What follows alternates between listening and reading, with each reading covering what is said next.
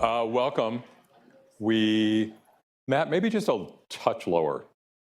So it's a little loud. I'm scaring myself here. There we go. Thank you. Welcome, everybody. We knew we would have a low turnout today. I don't know why, like something in my gut said this is going to be a really low turnout. Between Banner and where we are in the semester, I just knew like it's going to be diehards. So welcome, diehards. Glad to have you in the room. If you're joining us by streaming, glad to have you with us today. I imagine there are more people who are in their offices joining us for the streaming session than are here. And part of the reason we didn't expect a big turnout is there's no big theme to this today. It's not an AI town hall per se. It's not a town hall on any specific topic. It is basically to take the place of what I and the VPs were unable to do because of my absence during Flex Week, when we normally go across to the school and other division meetings and give people a chance to ask us anything they want to ask us, and to talk about things that are ongoing and updates around the college. So I was absent for Flex Week. Thank you for noticing. The VPs did a great job, and I am grateful to them, and I hear the student panel was great. I was participating in something called a strategic foresight group. So the state league put together a group of 7 CEOs and 7 trustees to do real work for 2 days, visioning about what the future of our system might be 10 to 15 years from now, and what we could start doing as a system, legislatively, through advocacy, through our own planning to think about how we would get there. It was a remarkable 2 days. And if you guessed what are the big external forces that you think are going to be difficult for us to deal with in the next 10 to 15 years, what do you think they might be? AI, there's one. What's another one? Banner. Interestingly, Doug, I don't think most of the CEOs and trustees who were present know what's ahead of them for Banner SaaS because they're still on Banner.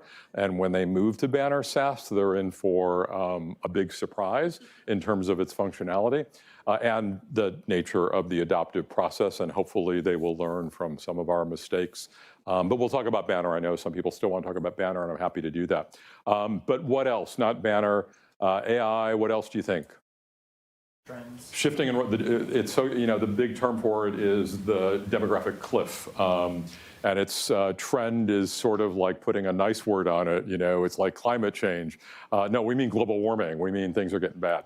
The demographic cliff specifically refers to the growing paucity, the growing shortage of 18 to 21-year-olds coming into our system over the next 10 to 20 years because, of course, high school populations are declining and because elementary and middle school populations are declining. And we are going to start seeing that probably sooner than some other districts because not only do we have just a drop in that age group, but there's also this problem we have in our area where it's so affluent that parent age folks can't afford to live here. So when you're having kids, people make a decision to move further out, which means they're no longer in our service area. So a lot of the rural and hinterland colleges probably have good futures ahead in terms of their demographics and their enrollments. We're going to struggle, and most colleges are going to struggle, if we don't figure out how to reach those alternative audiences that we kind of grab. And certainly Emeritus is one of those, and an obvious choice for us as our population ages, but also the adult learners. So we're having a lot of conversations in our leadership circles, and I hope across the college, about how we can do better at reaching adult learners. Those are the biggies. The third one I would say that came up in conversation was the potential for a financial catastrophe at the state or federal level, and what that would mean in decreased funding or just a more gradual decline of state funding over the years, which is probably more realistic, and what that would mean for our system. So we did all this strategic work to try to figure out what's the worst case scenario, what could we do if we could change everything, if we could change the structure of our systems and our processes and work through all the shared governance issues and the ed code issues, what if we could drop all that? And then the most likely scenario at the end, the last day, was what's the realistic scenario? Given these structures, what could we do to get to a place where we want to go in the end? And it was great work trying to figure out what the future of our colleges look like, and it's work that I want us to engage in the few months that I have with you, and then you without me in the months and years to come, because I think this work kind of is super important and it needs to be fast, because if you haven't noticed, AI is not acting like a wave, it's acting like a tsunami. Things are changing really rapidly, and whatever threat it poses and whatever challenges it poses, we're going to have to deal with in a way that's faster than typical strategic planning. We're going to have to be a little bit more nimble in responding to it. So more on that in just a minute. But what I wanted to come back to is the idea that this is the first year of our new district-wide and college-wide strategic plan. So there's been, who all has been part of the planning committee, the planning group? Anybody in this room? The VPs and me, and there is, believe it or not, even though you're not in this room, there is a large shared governance structure that's been part of the planning process at a district-wide level. You have heard me before and Shuka before talk about what that planning looks like. We ended up with these 6 pillars, 6 priorities, if you will. I'm very proud of a couple things about this structure. One, if you look at pillars 1 and 6, the so-called bookends, as Julie sometimes calls them, they're very foundational to everything else, which is our employee climate and being student-centered. So our employees and students. So you can't do anything else unless people get into their cars in the morning or get on a bus in the morning and say, I am super excited about this day, I am doing good work.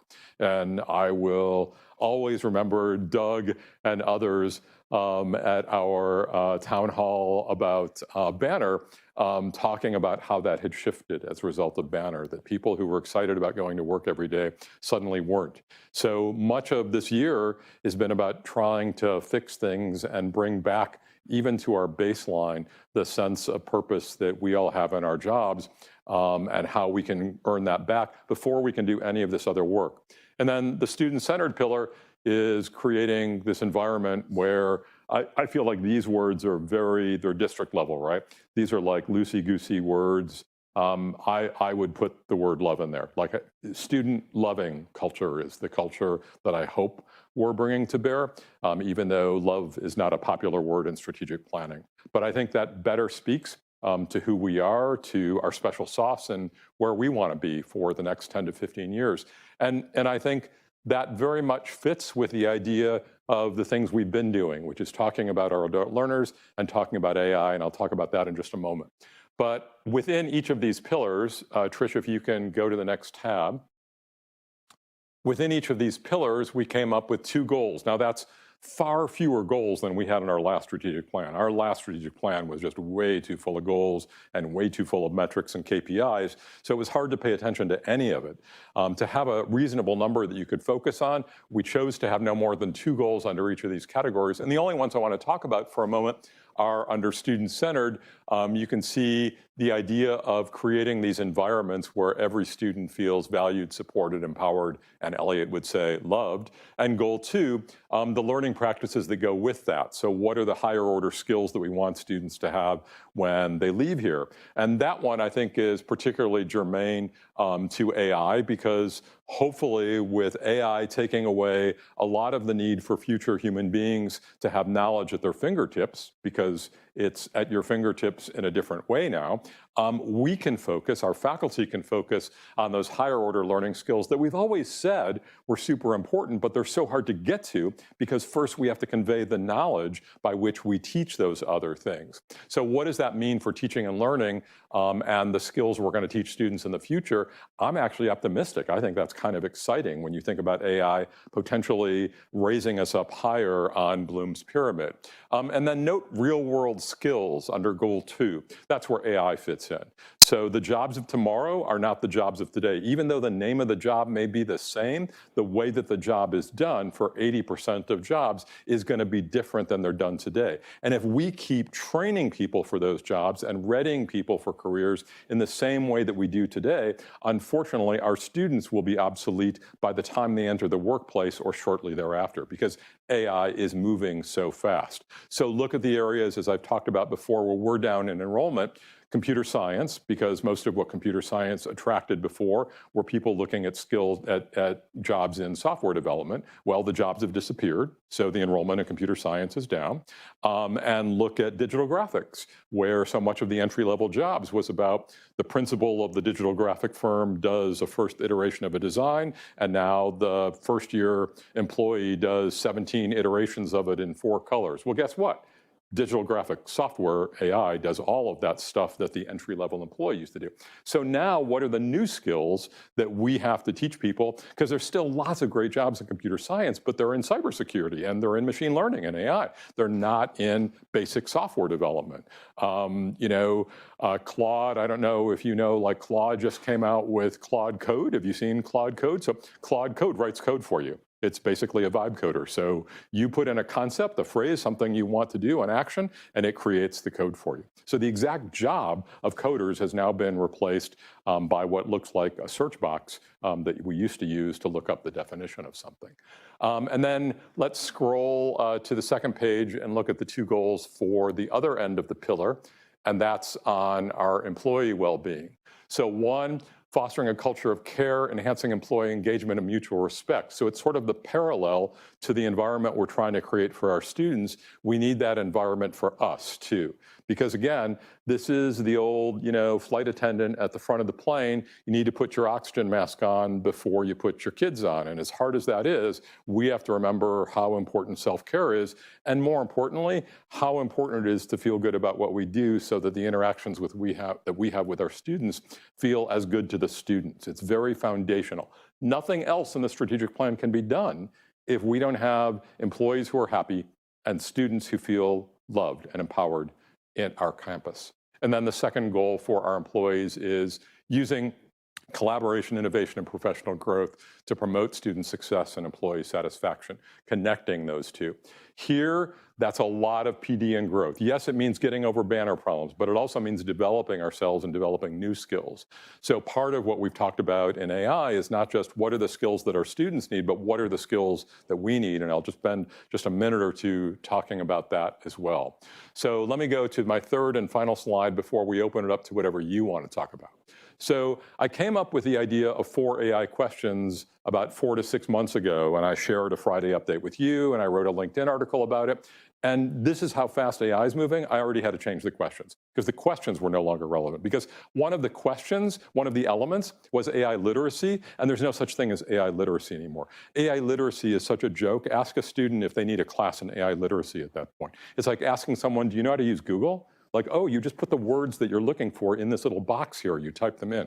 Like prompting, the idea of iterative prompting, this thing no, they already know how to do it. You know how to do it, you've been practicing.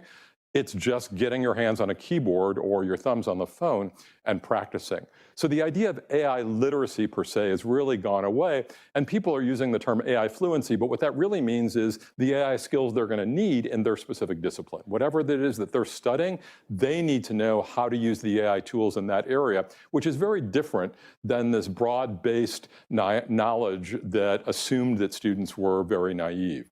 We heard at our AI Town Hall, if you attended that or watched the stream of it, that our students in the 5th grade are learning in CUSD how to do AI, and by high school, they're expected to be AI literate and understand all the ethical issues and all the stuff that we expect. So they're coming in with it already. We don't need to worry so much about AI literacy as we do about preparing them for their future careers. So I changed my 4 questions. So we still have the first one, which is how do we teach writing and preserve academic integrity? And this used to be a focus really just on how do we preserve academic integrity in writing. But more recently now, with the advent of AI agents, it's really gone well beyond writing. An AI agent can enter a student's LMS with their permission and complete all their assignments, take all their quizzes, take all their exams, and do it in a few seconds. And you can Google search for the video of that running around. It's pretty impressive if Perplexity Comet has not pulled it yet. It's scary. And for faculty in the room, I got to tell you, I feel for you. Like I often think to myself, if I was still teaching, like what would I be doing? How would I preserve academic integrity other than having my students take every assessment in person? And I do think that needs to be part of the solution. We need to think about scheduling, maybe more hybrid. It's something we haven't been terribly successful at, either in convincing faculty to teach hybrid mode or for students to attend when we do create the classes. But I think we need to think more about it because there needs to be a way of having presence in a classroom to do assessment with integrity. But I also think it's good for the human connection. I also think there's some value in it besides that. I know that said, I know our students love all online. They want to come in now and then. But sometimes students don't know what's good for them. And I think it's our job to help them understand that a little bit of presence is a good thing. And if we can make it work with their schedule and create some flexibility, I think it's good. But those first two AI questions, they really need to be faculty driven. One, there is a question of, who controls the classroom and what gets taught in the classroom, and that is faculty, and we defer to faculty, and we will continue to do so. So that has to be faculty driven, but it's our job, if you're a manager or a classified professional, it's our job to support them in that and to make sure we have the PD, they have the skills they need, the tools they need to be able to do that work. And the Kims have done an amazing job of creating a PD schedule, if you haven't seen, not just for faculty, but for the rest of us too, both in the coming months and then particularly focused on next year. That's completely amazing. And I just want to tell you, because I talk to a lot of people across the state, no one else in the state is at the level we are. Maybe Foothill DeAnza, that's it. But we're doing work here in ISTI that no other college is doing. We are way ahead of this, and we will continue to stay way ahead of it. You know why? Because we're actually going to be behind the privates in this. So as far ahead as we are, we're always going to be behind someone who's out there even doing this stuff faster and bringing agents into their teaching. Some of the universities already have AI agents doing their onboarding, their outreach. So we got to get moving on this stuff. So number two is also largely in the hands of faculty, but we will support them as best we can. But I pulled out and separated number three because I think what all of us need as managers and classified professionals, if you're not a faculty member, is a different kind of AI. And how we're going to use it in student support and in back-end operations is different than the way faculty are going to use AI in their own jobs. So I think that's worth pulling out and talking about separately. And I think it's something we as a group, classified professionals and managers, can take a strategic approach to. So for instance, I've asked Jennifer in Student Services to look at ed planning software that is AI powered, that could possibly get us back to a level that we were at before, but also other things that we do on the back end in support of students, things like transcript evaluation, a lot of our onboarding work. The cabinet and I this morning were having conversation about how we onboard students and learn about them so that we know how to process them in terms of that adult learner needing different help and different focus than, say, someone with a high school transcript in their hand that just came out of, Saddleback Valley. That's a different process, and we don't really have a way of doing that, but that's where agentic AI could really be of help to us and is already being used by some. So number three, I think, is real important, and it'll be conversations that we'll have. And I think the schedule that Kim has produced goes a long way in getting us started. But ultimately, if you've been sitting back and saying, I'm just going to wait this AI thing out, I just don't know how to convince you of this. No, you really can't do that. That's a mistake. And also, if you're thinking, well, wait, I'm waiting for you to teach me this stuff, where's the class? No, that's also not the way. You got to open your laptop, you got to open your phone and start playing with AI. And you need to pick an app or two, and start working with it 15 minutes a day and explore, and then move on to the next process and eventually start playing with agentic AI and see what that could do for you. It's really your own development that you need to do independently to get smart on this stuff so that we can have the conversations that we need to have about what we want as a college. There are no standards right now, and we're not going in that direction right now, but in terms of your choice of apps, we've made Gemini available, and the advantage of Gemini as Google's LLM is that you have the education level of it. This is not the Gemini you might just pull out randomly from your computer. This is if you go to your SSO page and you open, the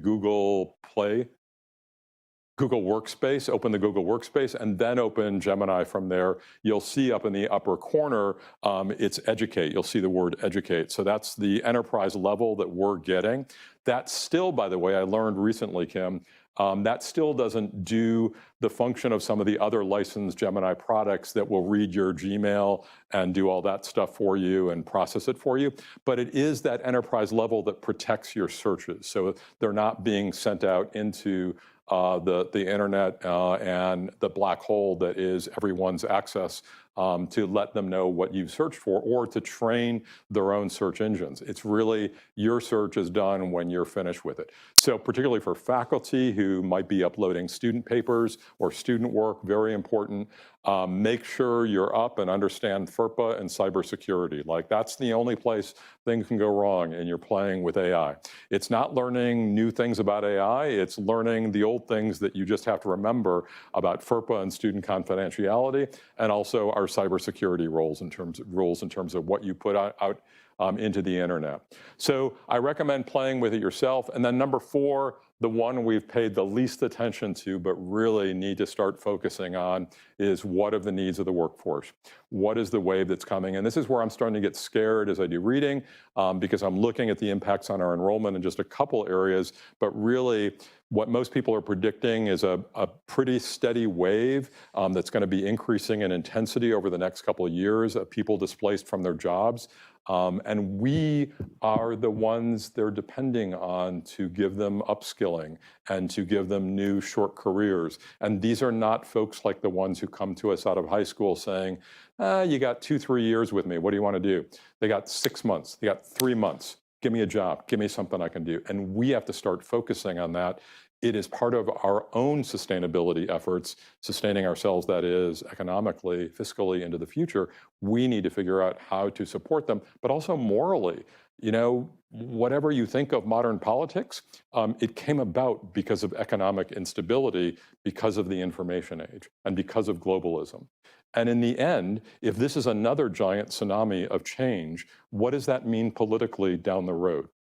If we're not there to allay some of this instability and the fear that is accompanying AI. We're not going to stop AI. You're not going to ride it out. You're not going to retire it out because I'm going to need AI in retirement.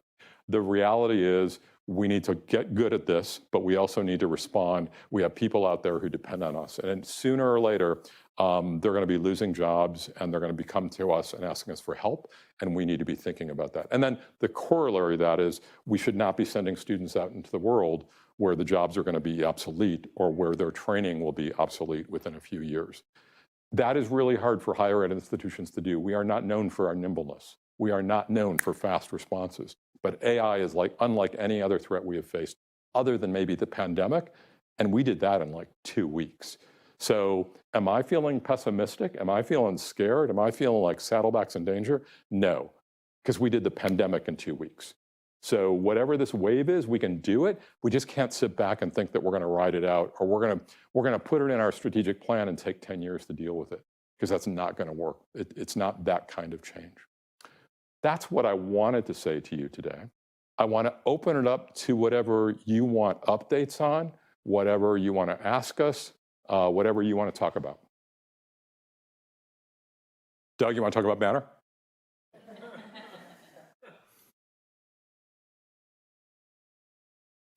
Maybe, but I don't want to get my boss in trouble. Let me say this. We are working on it. I think, I'm transparent with you. I don't know that everyone was listening early in our turmoil, but I think they're listening now.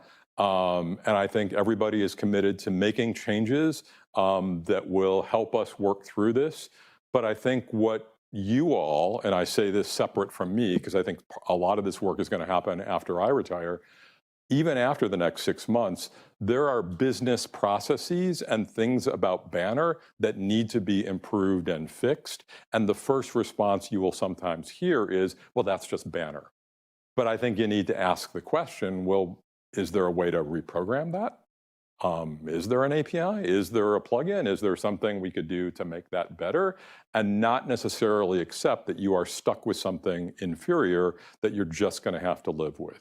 And as I've told the story many times, my incredibly limited use and need to use Banner is now requires me to spend 3 to 4 times longer doing simple tasks than it did before. And if someone tells me, well, that's just banner, we're going to have to hire more people to do our work, I'm not super happy about that, because as much an idiot as I am about technology, I know that there are solutions for this.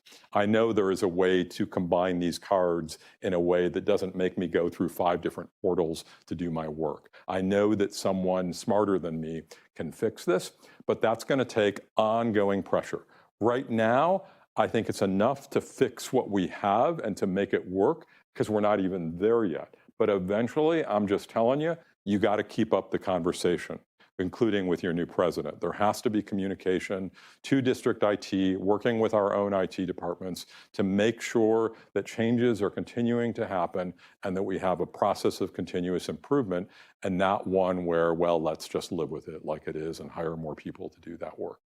At the end of the day, interestingly, ironically, I think AI will help us get back to where we need to be and make up for some of the deficits of Banner. I also think there are some add-ons that we are looking at that may also help with that process, in particular, an SRM. And I think beyond that, there's pieces of AI, and particularly agentic AI, that I think will get us far further along in our productivity and our ability to support students than we were even on our legacy system. But it's going to take time to get there. It's going to take persistence, and it's going to take, you know, not necessarily the sky is falling, but hey, I still need this. Hey, we're still not satisfied with this. What could we do together, collaboratively, to make this happen? For, I think, Jennifer and Trina. So I'm hearing that there's a lot of conversations at the state level, like the CISOs and the CSSOs, regarding banner use kind of across the state. And I would love to hear more about that and kind of what that looks like. Do you want to go first? Sure. We have actually participated in a couple of discussions at the state level through Banner, about Banner, through our CIO group. So that's the Chief Instructional Officers Association group. So we had, I actually had some of our Office of Instruction team demonstrate at a statewide meeting kind of the issues that we're running into with Common Course numbering implementation in the Banner system. And we're not the only ones. It's not just SAS. Every single Banner school has the same problem. And then we're doing a similar conversation on the 320, which is the report that we have to fill out for apportionment every year. Same thing. The Banner schools are all struggling with figuring out how to build out that new report to submit that information to the state accordingly to the new formula that we're getting. So there is conversation statewide. One of the big challenges we have is that really at the core, the software or the program itself is a database, you know, and a lot of the stuff the state chancellor's office is asking us to do requires more than just putting in information. It actually requires us taking out information from that system. And so I think, you know, as part of this conversation, things that I think could happen is some of the fixes that Elliot's talking about could potentially be addressed at scale statewide so that we can find fixes to help sit on top of Banner so that we can do the things that we need to do with that information. So those are some of the discussions that are happening through the instructional CIO lens. Yeah, I'll just add that CSSOs are speaking about it too, because a lot of schools are, as Elliot mentioned, being asked to change to Banner SAS. And because they're hearing about our experience, and there were some other schools that I think pulled out, they were starting to go through the process, and then they decided not to. So if we go back, like look at the history, when Banner was first introduced to schools, it was SunGard was the company that managed Banner. And what happened is all of our schools that were implementing Banner had workarounds. We said, oh, we need this. It's not doing this right. It's not doing that right. So they made all these extra pages and all these adaptations to it. And then they created Banner SAS, and Illusion is Banner SAS. And they didn't take all those adaptations into consideration. So we ended up with a product like very back in the beginning where it didn't have any of these things that we needed. And so they're really, for a 4-year university, that's who they're considering when they created their software. And so community colleges are very unique. And so we've been telling the state, like, hey, this isn't working for us. Like all the things we need to do, transcripts, ed planning, all the different types of evaluation, MIS reporting, all of the different things that we do, we're having to find workarounds or manual processes to be able to do them, and it's not right. And so I was just at a SEM conference recently in January, as a matter of fact, and James Todd was there and spoke specifically about Banner. He's from the Chancellor's office, and he spoke specifically about Banner and said, we're looking into it. So everybody who's dealing with it, yes, we're looking into it. Unfortunately, Banner is the only ERP in town right now, so we're kind of stuck where we're at. And so until we're hoping that the state will get involved and will create some avenues for us to move forward. And then I think just to add to that, they are working to see, there are a couple other software. PeopleSoft is the other bigger name, and then there's one more system. They're trying to see if there's similar problems across the It's three. Workday.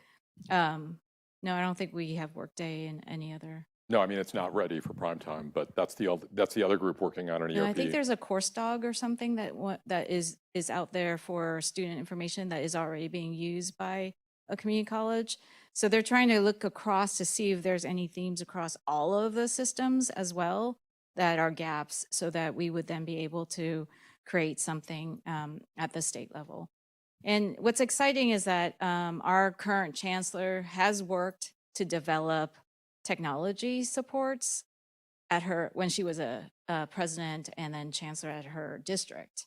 So she's familiar with how to bring in some level of innovation to address, and fill in the gaps for the products that we have to work with. So I think I'm hopeful that some of the conversations will lead in that direction, where we might have some state mobilization around creating tools that will support us. Anything else on Banner, or? I just wanted to add one more thing. Go ahead, Jennifer, I'm sorry. Elliot mentioned earlier a CRM, and we do have a CRM work group, and it's happening here and in collaboration with IVC, and we're keeping our district IT people in the know. But hopefully by the end of this spring, we're going to have a recommendation for a CRM that is going to help us with a lot of the navigating with students that we're missing right now. So. Anything else on Banner before we move on to other topics?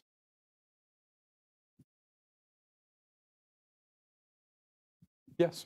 Is there a talk about Banner and no credit? We're having a lot of issues with no credit. I think I'm good. There's people at home. Yeah. Yeah, there are a lot of issues with Banner and non-credit, positive attendance, time tickets, so on and so on. I'm lucky I'm a faculty. It's a little easier for me.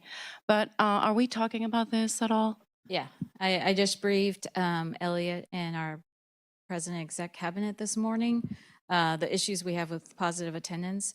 So my team actually hasn't even heard the full briefing yet, because we're still trying to figure how bad the problem is. We just did our first report for our enrollments this year, and it shows that we're 400 FTES down from last year. And we're all like, how could that be? We're doing really good. We've had little glitches here and there, but we've built some new programs. There should be equal or higher, right? So we're trying to figure out what's wrong. One of the biggest issues we ran into is positive attendance. We've just been notified, and we're doing the analysis now, is a lot of the positive attendance reporting wasn't done fully. It wasn't done accurately, or there might have been,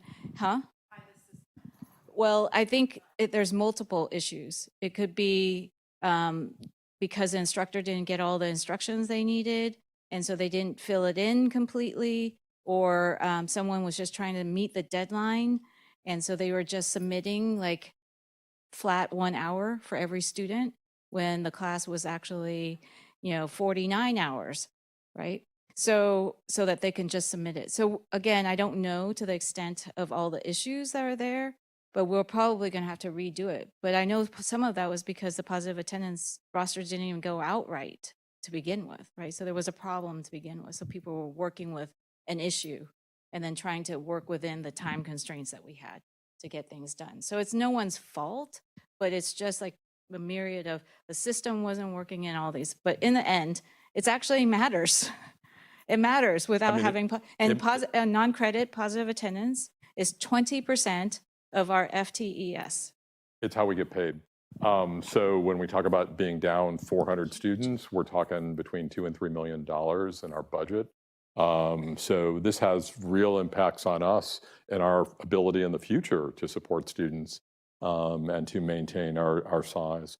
So trust me, we know it is creating stress for people who are doing their work, and I appreciate your kindness in suggesting that faculty have it easier than some. It is true. You and I aren't power users, but everybody's impacted by what's happening. There are some that are impacted by others. And at the end of the day, we know that students impacted. And one of the things that Tram shared with us this morning is the impacts that we may be seeing on students that struggled to find a CCN equivalent and may have given up and taken a class just because it was too much work to find the new CCN class that didn't get labeled properly because the crosswalk wasn't perfectly taken up by the system on the back end. So we know that there are problems that are impacting everybody. So Banner isn't going away. No one is not talking about it. It's still probably most of the communication that we have and most of the communication we have from districts. So please don't think because we're talking about other things that that we're putting on a smiley face and pretending that Banner's great. Not happening. And we are aware of the, on the front end, the issues that are impacting students from registration as well, so. Anything else on Banner? All right, what else would you like to talk about? Oh, please. We're going to give you the mic. You hold tight. Here it comes. Well, I'm also kind of sharing to Annie's point. This is exhausting for our non-credit folks. Yeah. And it's exhausting for our classified who are having to support these folks who really depend on us to be onboarded. And Banner has not lived up to what we expected. In 2019, I remember I come from the adult school where we wanted to leverage and make the best of this relationship with Saddleback College and all the services they would offer these students transitioning. And I know in 2019, we spoke to try to make these services or special tabs in my site to happen. And we were right on that road to have it happen. But they said, hold off, Banner's coming around the corner. It'll address all your needs. It'll be great. That's not been the case.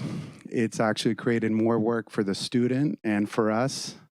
And it is a lot more work. And I know we talk about, you mentioned, hiring more people to do that work. They're already doing it. Yeah. And a lot of it on the back end that happened so well with my site. I'm sorry that I have to say that, but it's true. Yeah. You mentioned a lot of issues about AI, how we can't get off this bandwagon. We have to get on this bandwagon. So I can't believe we're in this position when we talk about issues that are happening so fast, that things are changing so rapidly, and we're still having Banner discussions about getting things fixed. You juxtapose those two things together and it doesn't make sense. Can I add to this pile-on? Yep. We agree And now with you. consider what is happening at the federal level in our communities that affects your student population in particular. So now it's not enough to deal with the registration struggles. It's not enough to deal with everything going on in your life, trying to support a family and get a career. And now you carry this additional stress before you ever try to register for a class and are worried about going to school. Will ICE be there today? So I hear you. And all I can say is we're in this together, and we have to continue to keep working towards solutions that will make it better. But we also have to recognize that people are burning out. And quite frankly, I think we're going to lose a lot of people in July when the third year of the new contract takes place and people qualify for life insurance or health insurance for life if they've been with us 10 years. And that's going to add to the woes, right? I'm sorry, I'm not Mr. Up today. But I want to be real. Like, here's what we need to deal with together. But whenever I have faced overwhelming tasks, and many of you have the same way of going about things, it's one step at a time, right? So we're getting Banner fixed. That's our first step, and that's the acute problems. So, people getting thrown out of all their classes when they fail to pay for one class. Like, how crazy is that, right? Like, that's a high priority fix. Banner not recognizing the crosswalk common course number classes. Super high priority, let's get it fixed, right? Each of these acute problems, one by one, we need to fix, and we're continuing to fix over the next few months. Then we need to think about the business processes that are still off, that still could be improved. At the same time, in parallel, we need to think about all of the add-ons that we can do to make things better, because while the district may have had questions about how many add-ons they're going to need and whether the budget will allow that, those are no longer questions anymore, trust me. Whatever we need to do, whatever is out there that's better than what we can do in Banner, I promise you there will be consideration for, and we will do it. But it takes time to go find those products. It's been a couple months since I asked Jennifer to have her people look at ed planning software and look at transcript evaluation. And they haven't had a chance to do it because they're in Banner fixes, right? So to your point, it is really hard to think about the future and AI when we are dealing with these acute problems. But if we just stay where we are and fix Banner and miss the AI problem, we will jump from one problem to another really big problem, which are the AI academies that are going to be opening up that offer customized learning to students for our price or lower, and will qualify, by the way, for federal financial aid because they will be accredited not by our accrediting agencies, but by the new ones that are going to be approved by the Department of Education that's welcoming new accreditors to come in and provide competition. So don't get me going on my death spiral. But these are tough times, and tough times lie ahead. But again, one problem at a time and focus on that. And if it means we can't have an AI discussion today, we still need to have the AI discussion tomorrow. Can I? Please. I just wanted to add one thing, I'm sorry. First. Yeah. Because just a few months ago, I remember the head of IT being here and saying the same words you just said. It's a high priority fix. But we're still in the same place. And so it's like, where is the fix when we try to make those, when you said keep making the case to getting things fixed and don't stop talking about Banner, there's moments where they say that's a defect in the system. I heard these words straight from people telling me that's a defect in the system, sorry. So that's not an answer for me or for how non-credit and adult ed is going to move forward in this AI race. So here's what exists today that didn't exist even 6 months ago. So we have a chain of communication. We have live sheets that we keep track of that district IT has access to. And when things rise up at their acute problem stage where we need this taken care of, it's high priority, the VPs bring it to me. I give it to Chris McDonald if need be. And those things get addressed really fast, trust me. So we do have an open line of communication and can prioritize things. But for you, Tram needs to know what those priorities are. Karima needs to know, Tram needs to know, and she can bring them to me. Because even at our level, we've got multiple things and have to decide which of those things is the biggest priority. So even though you think your thing is the worst thing, it may be that someone else's thing is even bigger. But trust me, we have a chain now that's actually working. And I don't think I would have said that honestly when we first flipped the switch on Banner, because I think we were all naively thinking they wouldn't flip the switch on if they weren't ready to go, right? But there were signs that there hadn't been sandboxes to play in with real data, and we didn't know how much testing had been done. So we flipped the switch, and there we all are like, oh my friggin' God, you gotta be kidding me. So now we're recovering. But here's one more thing I just wanna say about this. We have passed the lowest point. And here's how I say that. We know 95% of the problems. We know almost all the problems. And now we're trying to prioritize them and get them solved. It's highly unlikely that new problems are going to be discovered, because as we settle the old ones, even if new ones getting discovered, there are fewer of those than the rate of repair of the old ones. So believe it or not, and you know I'm not Pollyannish, right? You just heard me death spiral for the last 5 minutes. I truly believe that we are on the uphill part of the uphill implies more work. Now, our trajectory is upward in terms of improving. I truly believe that. The worst of Banner is over. That doesn't mean Banner is over, that Banner problems are over, but the worst point of Banner is in our past, and we are moving forward and solving problems. I think that is key to maintaining our mental health at this point, and I wouldn't say it if I didn't truly believe it in my heart. Tram, you were going to say, and then Roxanne had a question. Yeah, and then Christine had a comment, but I do want to just make I think one of the revelations, the good thing that has happened because of all of this is we have a very robust conversation now across student services and instruction and different components of the campus to really wrap our arms around all the issues that are happening. And it's super strong and is actually better than I've ever seen. So that is a positive. The other piece that I'm starting to realize, and Jennifer and I, in kind of getting that work group together to figure out where all the issues are to try and prioritize solving, is what we need from you as users is actually whatever you are doing now that is manual, that you did not have to do prior, please start to document that and actually document what steps you're having to do that's manual and anything that you're working on that's different than prior.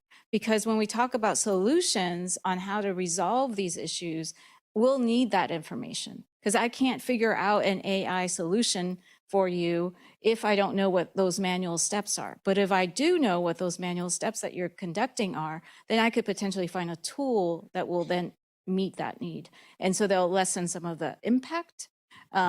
So if, just to take a little bit of control back of the situation, write down anything that you're doing now that you didn't do prior, header, right? And then underneath the steps and manual labor or manual documentation, manual inputting that you had to do now that you didn't have to do before. I know it's super tedious, but it will help us. We're doing that every day because we have to do that. Yeah. Literally, ultimate case management models. Right, manual On ones. credit, Yeah. as an example, that we have no choice but to track every interaction with a student, because Right. down There's the no road we have system. an issue, we need to track it, and Right. we are glad to share all that. Yeah, and I think it's the steps, not the actual, we have a spreadsheet too in Office of Instruction, but really the steps that you're taking, because then it's that information, and even if it's screens that you're going to, to that detail, because when we go to figure out a fix, that's what we'll need. So. And I just want to clarify, this is not that acute problem, like students are getting hurt here, how, what mistake is happening. This is not that. This is the next level that we are ready to start collecting and moving forward, which is, okay, what was your previous business process? What's your new business process? What does that workflow look like that is now different and worse than and less efficient than Banner? And we need to be able to move that forward and think about it. We are definitely at that level as we continue to fix acute problems of figuring out how we're going to make long-term fixes. The class example of this was when Manny was at our, Manny 1 or Manny 2, I don't know. Manny 2, you were here first. When Manny 2 was at our AI Townhall, I remember him talking in terms of numbers of keystrokes. He'd actually counted the keystrokes, because that's what Manny does, right? He's an engineer. Manny counted the keystrokes for his previous business flow process and the new one that had been altered. And it was 20 times the number of keystrokes, right? We need to know about those things so that we're not just swallowing them and saying, well, it's Banner. I guess we got to get used to this. No. if there's a time to give up hope, we'll figure out when that is for certain processes, but this is not it. There is still hope to fix. Jennifer, you want to say something, and then I just want to recall, we've got Christina and Roxanne. Yeah, I just wanted to add to what Tram said.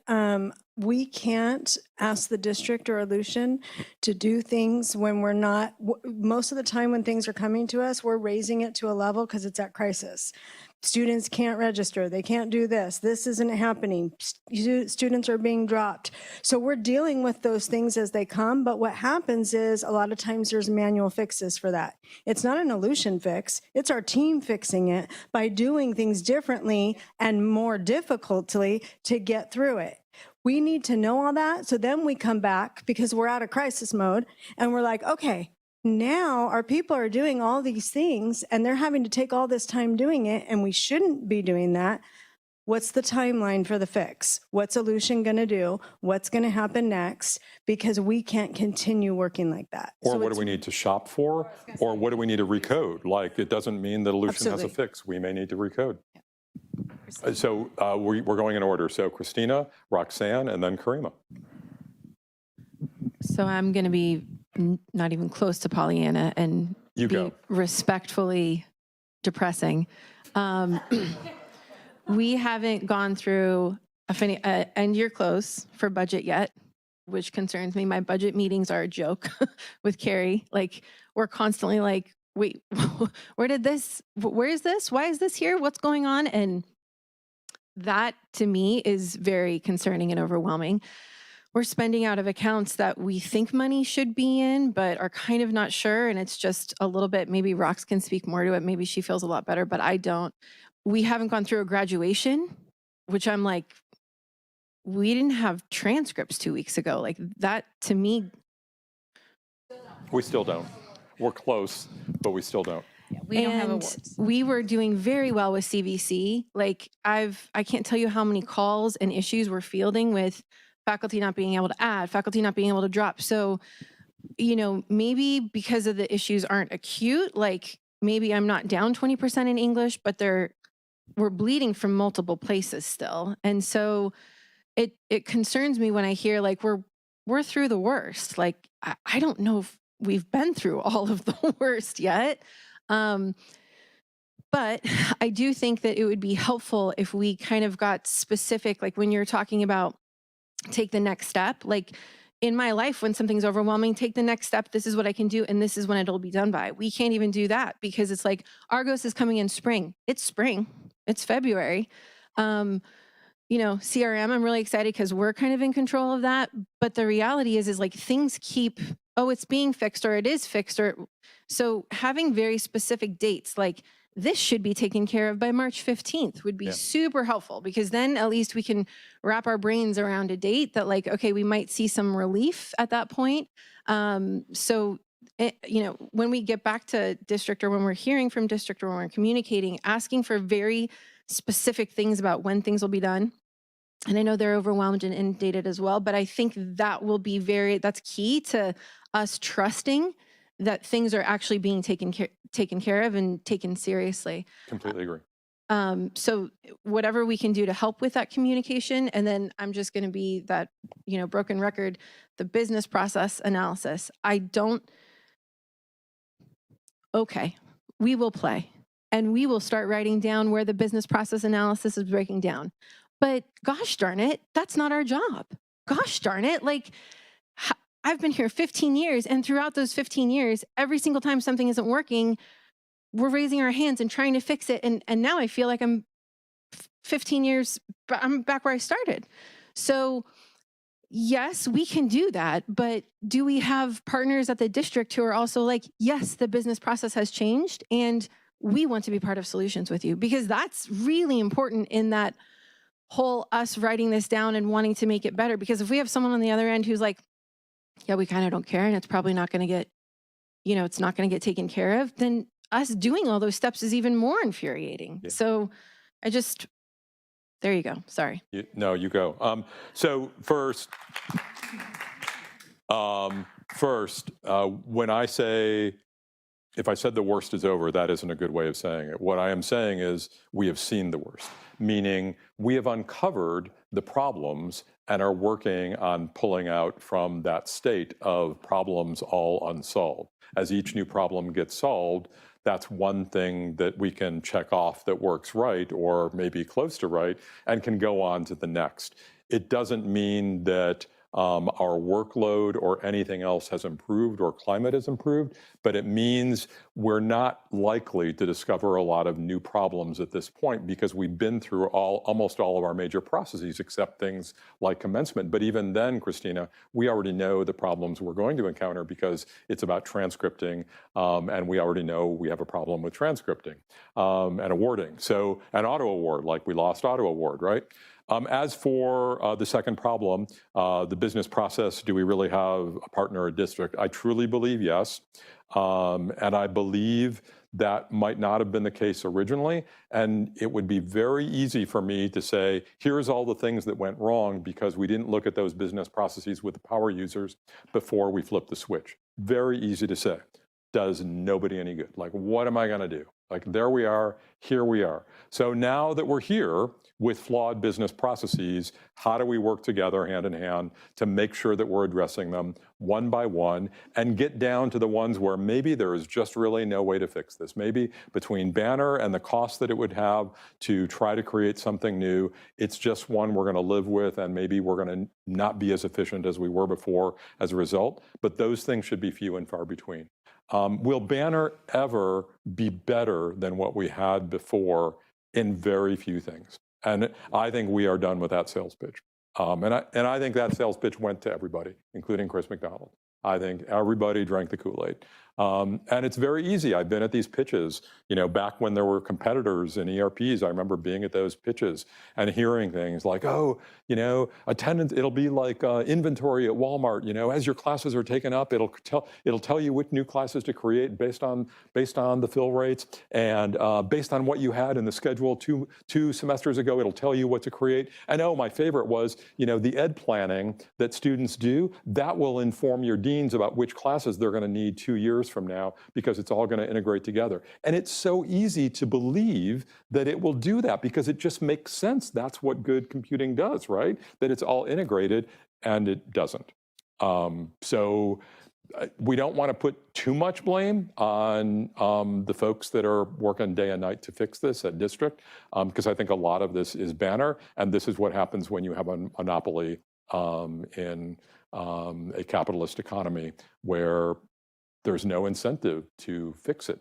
And we're doing our best to create that incentive by talking everywhere we go about our problems. Because a lot of the districts that were not on Banner SaaS are being forced to go to Banner SaaS because their contracts for non-SaaS version of Banner are not being renewed.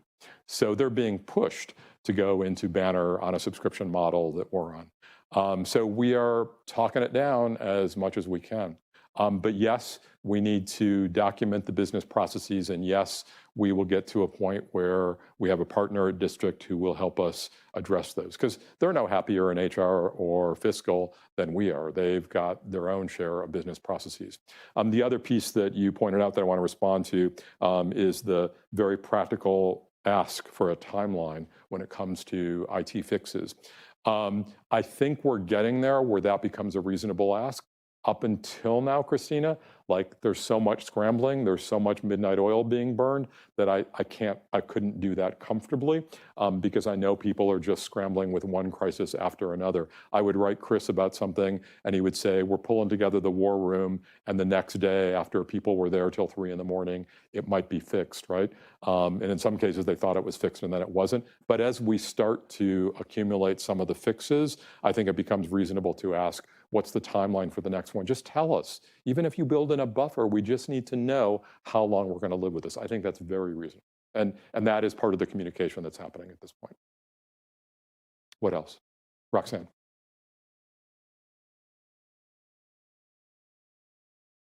Hit the button. You did. There, it's on now. Okay, Roxanne in the fiscal office. Same line of conversation. I just wanted to note that we may know, and it sounds like there's some debate about that, 95% of the issues on the student side. I don't think we yet know 95% of the issues on the finance side because we have not completed a cycle yet. We haven't tried to close the books yet or undergo an audit. Good point. Fair enough. Thank you. Not to belabor the topic, I want to follow up with what Javier talked about, and Jennifer, your response. The impact this is putting on our team, whether it's an A&R or adult ed, is indescribable. It's coming to a point where I don't think we can keep going like this. It's marginalizing the most marginalized student population. Talking about equity, caring campus, we're not there anymore. We're losing students. Our enrollments are down. Yes, we have all the processes, all the new applications. Javier and I went through all the applications because, and we're told this week, and I have witnesses here in the room, and I'm going to quote, this is a banner defect. There's nothing that we can do. So now we got to do workarounds, put more impact on A&R. Students have to go back and forth. This is not acceptable. We have a system that doesn't support non-credit. Non-credit is a large percentage of our FTS portfolio. It's getting to a point, Elliot, I'm sorry, you hear me? I don't talk like this. Usually I'm quiet, but I'm at a point where almost I can't take it anymore, and I'm a leader. If I'm in this point, you can imagine where the team is and where our students are. Yeah. Sorry. No, that's okay. One thing that would be really helpful when you're hearing banner defect, and I certainly want that to come through our chain, Karima, and elevate it. But one thing that'd be really helpful is if you're a member of a listserv and have colleagues at other colleges who do what you do, finding out if they have a similar problem if they're a banner college, which is now almost everybody, right? That's super helpful. If somebody says it's the banner defect and I have a college 50 miles away that doesn't have the banner defect and they're a banner college, like, oh, okay, maybe we could try a different explanation and approach that in a different way. And it's been super common so far. Yeah. Yeah. It helps. And I know what you're thinking, like, why do we have to do that? I'm sorry. We have people who are upstairs who are working really hard, and it's really easy when you're killing yourself to fix things to say, you're going to have to live with that one. I got this one. But they need to take a minute and you say, yeah, I know you're saying it's a defect we're going to live with, but it's not. Just so you know, when you're ready to work on this, I talked to my friend at Fullerton, and they're a banner college, and they don't have this defect. So could we maybe think about another way of addressing that? And we'll do that. We'll have those difficult conversations. But I also want to be really mindful of what they're experiencing, because I'm telling you, I know what your team is going through. I don't feel it every day the way you do, Karima, but I also know what's happening on the third floor. And they're also in danger of a major exodus if they don't get a handle on this and get some help. Doug's ready. Oh, did we pass somebody? Dan? Dan first. Dan and then Doug. Hi, Dan. So more specifically on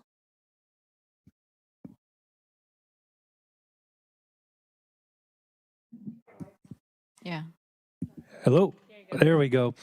Paying invoices on time, they're way behind. I've got several upset vendors, and to me, as a business, that's not one that you want to have a reputation with our vendors not being paid in time. Yeah. And I don't know that that's a banner issue. I think it needs to be addressed like immediately. I think there's several other deans with that problem. Indirectly. So that one we're on, and it's the highest level right now. I've been involved in conversations over the last 2 or 3 days. We're pretty close. We thought we were there yesterday, and then they had another problem today. But checks are going out on the vendors that are the longest waiting, or the ones that we're bringing to their attention. And I know, you have trophy makers, equipment makers, people that are waiting. We had Cisco waiting on food delivery to our basic needs center. So that doesn't fly too well with me, and we are working on getting that fixed. Cisco got paid this morning, by the way. That one is pretty close to a fix, Dan. But there's also the time it's going to take to catch up now that they have the process in place and Banner is doing what it was supposed to. I think it's really a manual process. So what's been happening that would be helpful, as Elliot mentioned, is I know you all on my team have elevated, and we did a little sweep earlier in December. But if you have additional vendors that are still not paid, to make sure that I get the list and I could forward it or send it to all of us, including Rod, so that we can put it forward quickly as a group for the whole campus. But it's my understanding on their end, it's literally a manual process. They're writing checks. And particularly, by the way, if you have a nastygram from that vendor, please send that to me. Yeah. Like we're cut off, you're about to be cut off, I'll anything say like that that. for student services too. I would like you to let me know. Some have already, but make sure that everyone in student services is letting us know. And as Tram said, I think just email Tram, all of us, so that we can know, especially if there's vendors saying we're no longer working with you and we're pulling out because you owe us so much money, because we have several of those and we need to escalate that. Doug first, then Megan. I'm a little envious of the colleges that decided not to go to Banner. And I was hoping to feel better after coming to this. The only good news is it seems like all departments are in the same boat. And it's just really frustrating. And this has been a college known for its excellence, head and shoulders above almost all other districts. And we will get there again, Doug. And there is value in commiseration. There is value in us coming together and whining, because we do realize, like, okay, my vendors didn't get paid, but oh my God, the food delivery vendor to the Basic Needs Center didn't get paid, or child development. Sometimes context really helps a lot. But I also want to bring to the front burner the idea that we aren't talking today about the problems that actually have been fixed successfully. So let's not think that we're in the same boat we were when we had the town hall on Banner and brought Chris McDonald to the front, when I don't think they were yet even in a position of hearing us and understanding the depth of the problem. I think things have changed dramatically since then in terms of the receptiveness and the willingness to dig in and fix anything without making an excuse for it. But there is still a long way to go. Megan? No. How about now? Now it is. Okay. This is just a tack on to the late payment of invoices, because it's another administrative process that is like a burden on our office. Yeah.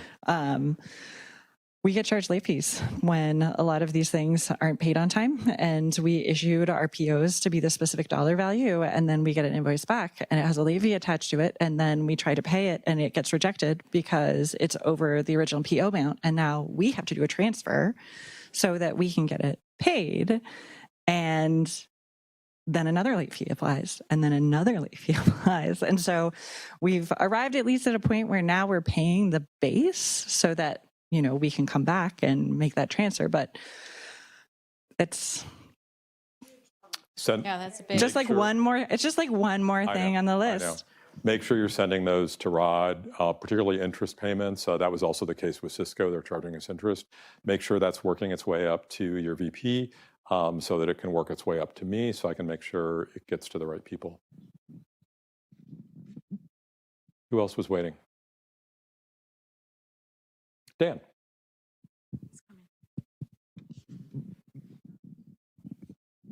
Not a Banner question. That's okay. We're ready. Doug left before we could bring the mood up.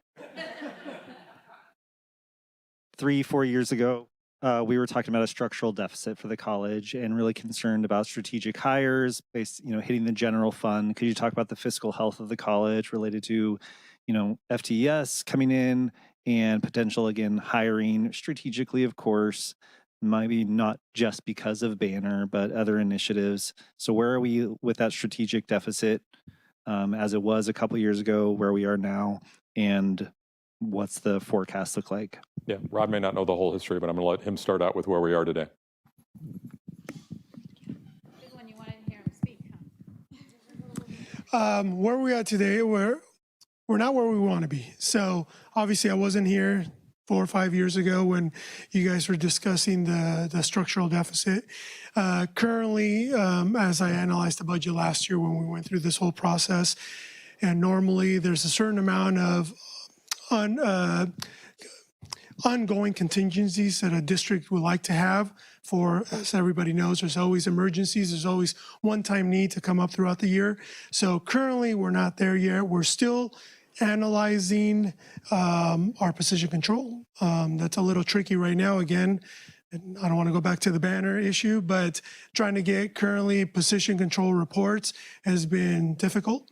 So we've been trying to analyze what those positions are, the vacancies, what we need strategically, look across the campus. Do we need this vacant position here? Do we need it to not unfunded here and funded in another place where we might have needs? So we're looking at that. Currently, we have up until the news that Tram just mentioned and the 320 report that we were slightly down. We've been growing, but what we have to know is that we do have a growth cap system-wide in our campus. Our district's growth cap is 0.1%, so it's really small. So we have been growing. Unfortunately, what that means is currently we have about a little bit over 1,200 FTS that's unfunded. So we have it there. It does help us when we take a slight decrease because we still get to capture because we have so much unfunded. But what does that mean? We have 1,200 FTS, which is about $7 million out there that we've generated that we're not getting funded for. So one of the things that you've heard Connie, Anne Marie, or me at CRC mentioned was in the state budget for next year, there's actually a component that addresses this current year where they're looking to increase growth funding by 1%. That doesn't mean our district will get 1% because they're going to look at all districts across the state and basically look at who's growing and who's not growing, and that's how they divvy out the growth. But potentially we'll get new growth for this current year. Like, for those that don't know, we normally don't know what we get for this year till a year from now. So more than likely we'll see prior year adjustments in the positive way. But we won't see that funding probably not this current budget for 26, 27, probably 27, 28. So again, I don't think we're at the in dire straits like you guys were 3-4 years ago, but I don't think we're still quite there where we feel comfortable where we have the reserves, ongoing reserves that a district should have this size to be able to cover any unforeseen things that come out throughout the year. So here's what I would add. 7 years ago, I was in this room and we had our budget talk, if anybody remembers that, because I sort of came in with a bit of a problem left behind for me. And we had a structural deficit of about $4 or $5 million. We couldn't really get a handle on it. And one of the ways we were going to address that was by contracting, and we did through some manager contractions and a soft freeze on hiring, being careful to scrutinize new positions. And the other thing I said in this room 7 years ago is we also need to grow our way out of this. We need to pick up our enrollments, particularly in the high allocation areas like credit and CDCP. And that's where we are today. You all have grown out of this. We went through COVID dips and we fully recovered and then grew after the recovery and have excess enrollments, unfunded enrollments at this point, which is what you want. You should have a buffer. So we were able to get through COVID with drops in enrollment because the state and the federal government threw all that money at us to get through. And now we are at a point where I feel very comfortable saying, Dan, we do not have a structural deficit. I believe we have a balanced structural budget that puts us in good stead for the future. That said, there are two risks in the future that I think everybody should be mindful of. One is an acute economic collapse where the state government may not be taking in all of the capital gains they're making on the current stock market because of a stock market correction.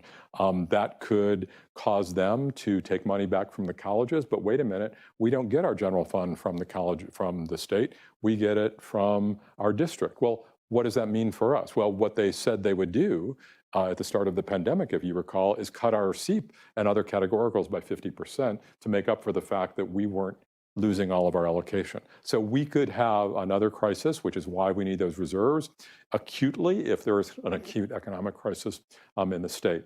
The other part of that is if there is an economic downturn in the state or in the country, I'm talking the R word, recession, what happens to enrollment in recession? It goes way up, right?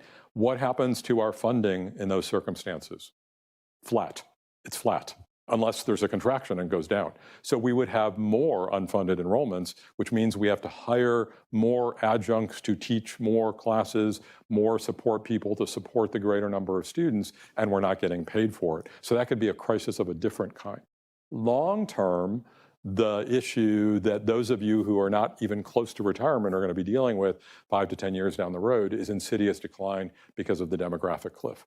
And that's going to be slow and steady. But if we increase our access for the non-traditional learners, the people who need to upskill because of AI, the people who want to come back to enrich themselves as they get older or somewhere in the middle between those things, and we figure out how to do that seamlessly, we may be able to counter that as time goes on and grow our dual enrollment, which is how most schools have put off. If you look at statewide what's happening at enrollments, everybody's like up or flat, even though they were predicted to go down, and even though their high school populations in most areas in California are going down. Why is that? They're all doing dual enrollment.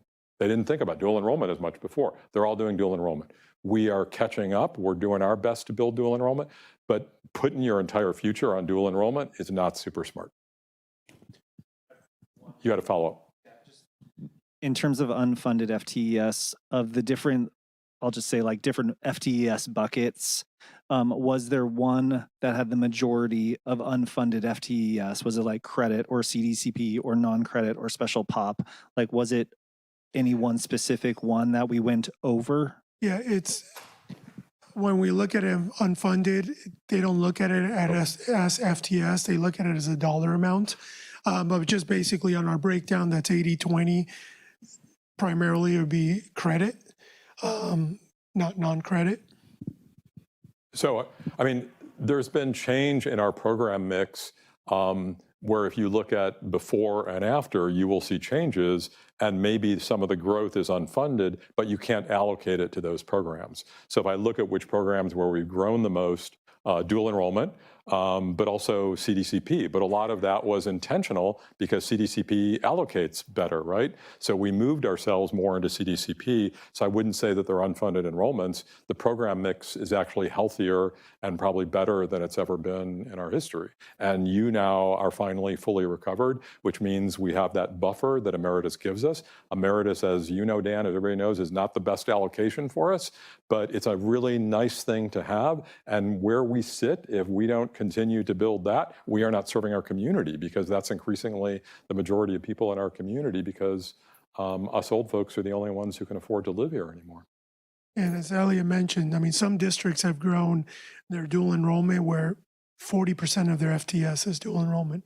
It's some crazy numbers. Some of them have grown 20, 30%. So, you know, we hear across the state, demographics growth is falling. There are districts there that are growing 20, 30%, but they're doing it not the traditional way, the credit way. They're doing it through primarily dual enrollment, which is good quickly.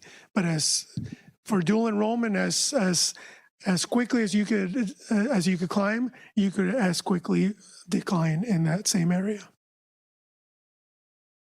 There's also the story of the golden goose. And there's no average with dual enrollment. So they fund you for whatever so there's no 3-year average like credit, where hinders you when you grow, but helps you when you decline. What else would you like to talk about?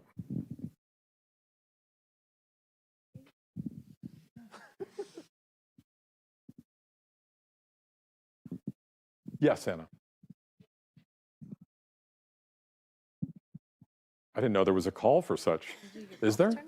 I thought pickleball. Like all I'm hearing is like, when are we going to have Softball. She said softball. Yeah.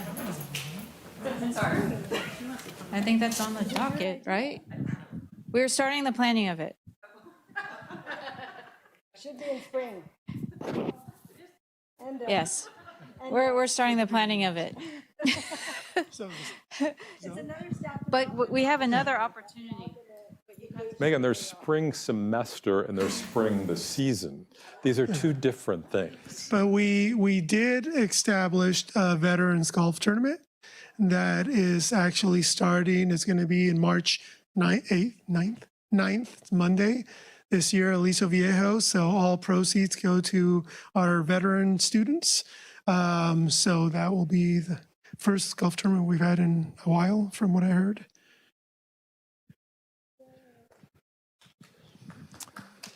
Let's see what else is going on. We're a little behind, but not terribly behind on our new Math Computer Science building, MCS. So we hope to have a ribbon cutting later this semester, but we are no longer scheduling second 8-week classes there just to be safe. We think it'll be open by then, but we don't want to have everybody schedule their classes there and then suddenly have to move their classes.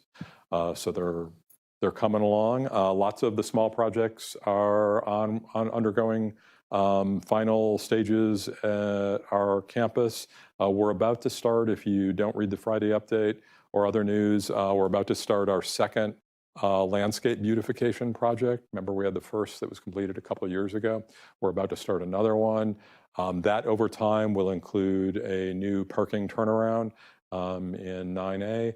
Outside of Gateway, so we'll finally have one stop where people come when they're new students and can park, maybe for free, and can drop off their kiddos. We've been waiting for something like that for a long time. So lots of stuff happening that I think is more positive, but I think there's also, I heard, like a search for a president. Is that true? So looking forward to that. I'm here in my position until July 1st, of course, when the new person will take that title. And then I'm still here for another couple of weeks just to make sure they have really smooth sailing and I can introduce them to all of you, and we'll come around and we'll have a nice welcome get together for them. So lots of good stuff happening. And the team is the team. And, you know, someone asked me the other day, like, what happens if we get a loser? What happens if we don't get a keeper? Like, first of all, the person who asked me that said that they were on the hiring committee. So like, well, that's your job. But second, like, there's far more continuity than you think, than one person. Like, there's a leadership team, like everything that we make our priorities together, everything that we're working on together, all of that continues. You think someone just comes in and, you know, says, you're fired, you're all fired, like that. That's not reality. At least it's not going to be reality here. And it usually takes 6 months for a year before anyone's even willing to say no to somebody. So yeah, don't take advantage of that, please. By the way, my first advice to my successor is anybody who comes to see you in the first 2 days is up to trouble. Like, that is, like, if they got to see you in the first 2 days, like, trust me, they came to me in the first 2 days, they came to Gregory in the first 2 days, they came to Todd in the first 2 days. It is a red flag. So don't go in the first 2 days. Give them a little bit of time. Anything else that you'd like an update on or want to share with the group?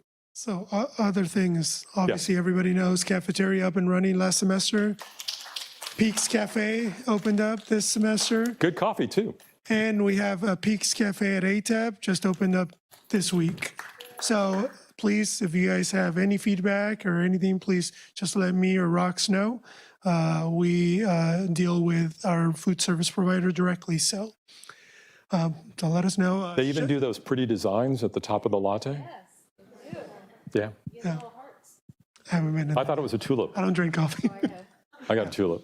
We also got a shuttle that started this semester too, that's going around 5 different stops on campus.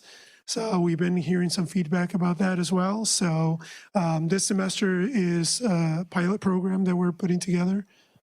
Yeah, I wanted to add that if you want to provide feedback, Oprah's in the process of creating a feedback form. So we'll be sending that out to students and staff so that you can provide feedback and hopefully improve the process. And we are working on getting it branded. We know this weird white shuttles going around with That's more than branding. It needs to say something like shuttle. It's gonna. It'll say Saddleback shuttle. So we're working on that. Come on, kids, get in the bus. Yeah, we did tell the driver, stop giving out candy. Do you know when the electric chargers are going to? Oh, good one. Yes. And then also, is it true that the big quad culverts getting all the way filled in, or what is happening with Not, so I'll answer the second one, and then Rod will take the EV chargers. So there was a screw up that happened where they were made too wide. And also the benches were left standing as islands next to a giant culvert such that there was no way to get on them. And how that went as far as it did, I don't know, Dan, but that's the past. The past is the past. So they have been narrowing the culverts and filling them in with rock so that they will be roughly at the level of the ground, but they will have rock in them, so you won't want to, catch a Frisbee flying into them because it will hurt. But they will no longer be these giant, deep, wide swales, and they're going to have a serpentine shape so that the benches will actually have spaces in front of them where you can actually sit on the benches and walk around. So all that's, we think, end of February, Megan? Okay, end of February? We're getting close. I mean, it's nice because it's just fenced off area. Okay, EV chargers. Yeah. So I'll just add to that. So although they are getting filled in, when you see they are getting filled in with rocks. So, but on the side of the quad, there will be hedges as well that is going to be put in. So it's going to be not impossible, but more difficult to fall into the soil.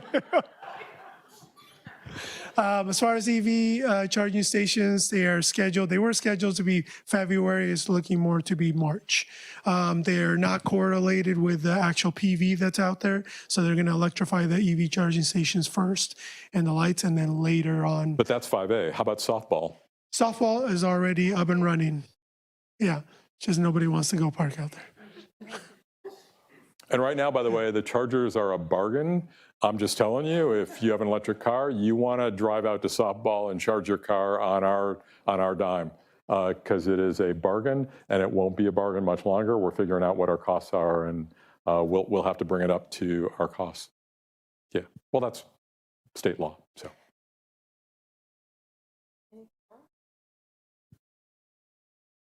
Anybody have anything to share to make sure we leave on a positive note? Good news. Who's got good news? Oh, come on. We're starting the 50th anniversary of Emeritus. Cool. Looking forward to that celebration. That is wonderful. What else? Dan, do you want to mention? Yeah, so every one of our athletic teams received a 3.0 GPA. And like women's cross country was the one that like 3.7, 3.64. Yeah, like, oh my friggin' God. Yeah. Karima, good news sharing. I don't know if it's good news, but at the consortium meeting this Monday, they voted, the consortium of 10 voting members, including IDC, ROPs, K-12, voted unanimously to make Saddleback College a fiscal agent for round 3, $5 million grant. It was unanimous. Everybody loves Saddleback. I want to say that. Thank you, Roxy. That's terrific news. And obviously, this is a population of students that is our future. So being invested in it and being a leader in it means a lot to us. Not to mention, it's a population of students that is under a lot of stress right now. And it's our pleasure to be a leader in serving them and supporting them. Anything else to share? Right on the money. Thank you all for coming. Feel free to follow up. If there's emails to any of us, we will try to respond to you. So let us know what we can do to support you. Remember, on banner stuff, please make sure stuff is being communicated up the chain so we have an opportunity to prioritize it and communicate out, particularly if you have documentation of upset people or impacts that we can share with the people who are deciding how to prioritize it in the end. Thank you all.